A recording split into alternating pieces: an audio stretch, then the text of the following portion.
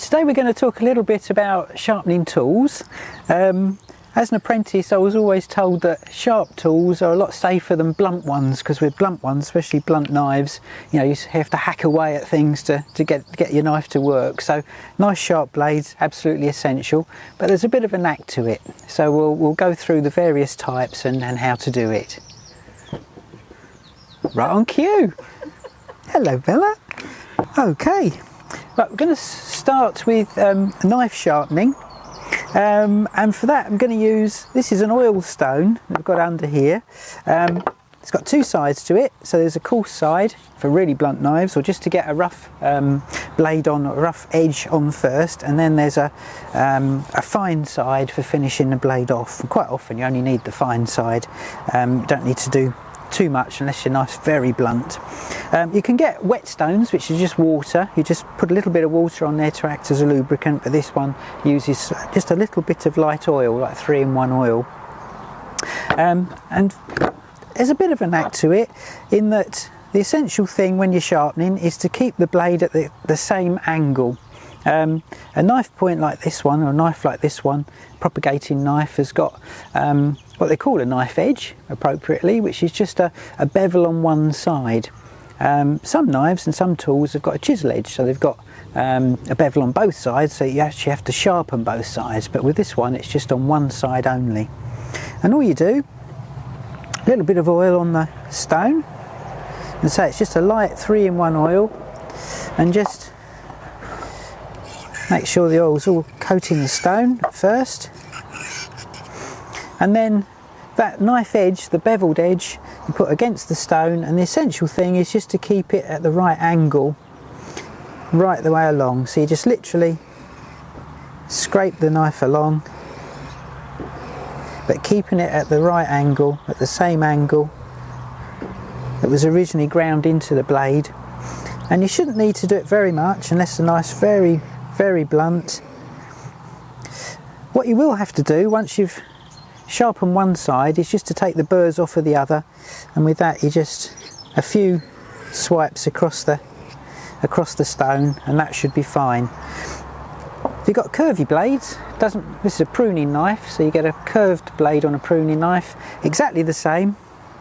This one has actually got a chisel edge to it, so it's been sharpened on both sides, but you would just do the same, in that you just drag the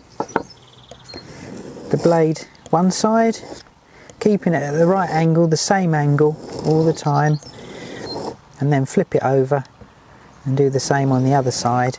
And it doesn't matter that it's curved, the whole blade is getting sharpened all at the same time. So that's knives. Obviously very carefully wipe the oil off, and it's a chance to oil it as well. If it's a foldable knife or a lockable one like this, put a little bit of oil on there, and perhaps even a little bit on the handle, because that just helps to preserve it a bit. But obviously safety first, very, very careful when you're handling any blades. So that's knives. With things like secateurs, a little bit different, and for those we use a file, just a triangular file, just a small file, very, very cheap from hardware shops, but it lasts for forever. Now, the other thing to say is you might, before you sharpen, want to take the opportunity to clean the blades up, which you can do with a bit of wire wool.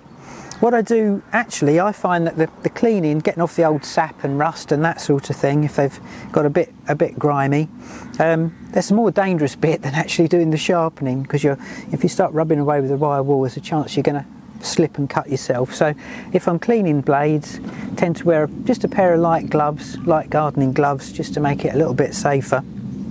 Actual sharpening isn't quite so bad.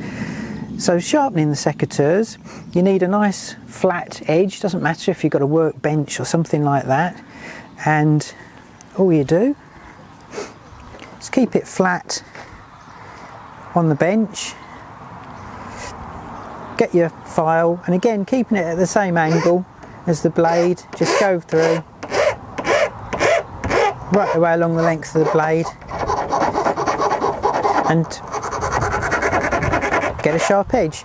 But it's also handy if you've got any notches in there, if you've been like me and caught the odd stone or cut too big a branch and it's actually damaged the blade a bit, then you can file that out at the same time, and then when you flip it over again, as you were doing with the knives, just get any burrs off the back.